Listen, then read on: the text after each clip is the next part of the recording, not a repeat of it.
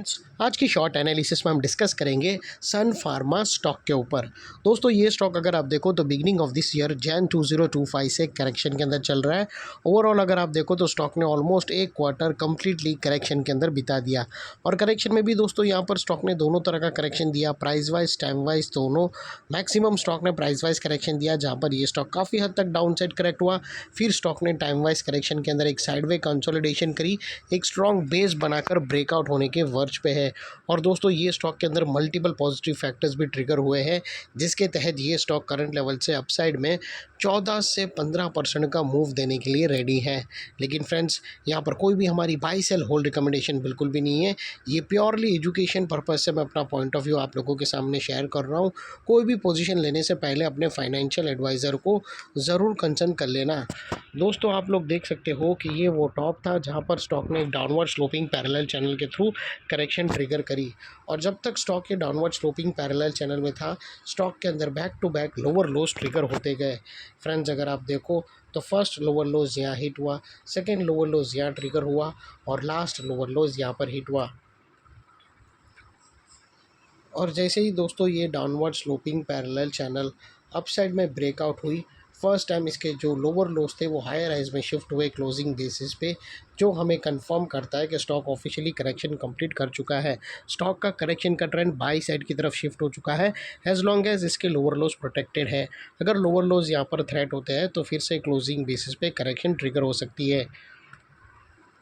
और दोस्तों बात कर लेते हैं यहाँ पर डाइवर्शन की। तो फ्रेंड्स अगर आप MACD डालकर चेक करो तो आपको यहाँ पर क्लियरली पॉजिटिव डाइवर्शन विटनेस होगा।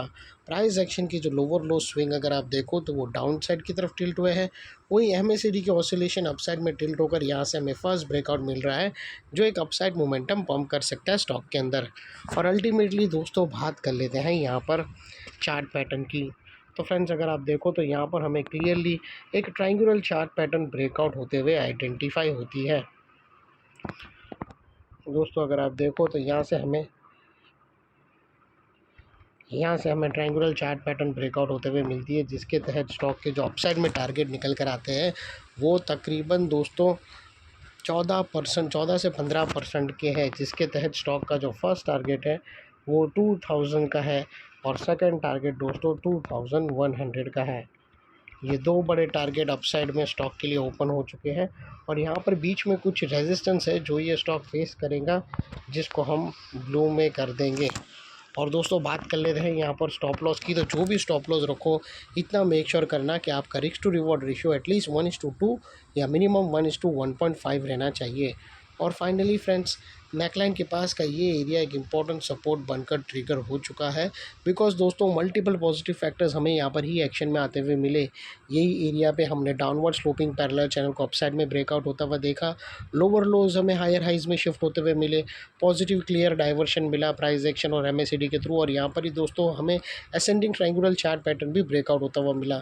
तो ये सारे मल्टीपल पॉजिटिव ब्रेकआउट्स के कारण नेकलाइन का ये एरिया जो अभी तक एक रेजिस्टेंस था वो अल्टीमेटली स्ट्रॉन्ग सपोर्ट बनकर ट्रिगर हो चुका है। और इतने बड़े स्ट्रॉन्ग सपोर्ट के नीचे क्लोजिंग बेसिस पे आप लोगों का स्टॉप लॉस रहना चाहिए जो आसानी से ट्रिगर ना हो, और अगर ट्रिगर हो जाता है तो उसको सिंसियरली स्टॉप लॉस देकर ट्रेड को वाइंड अप कर देना चाहिए।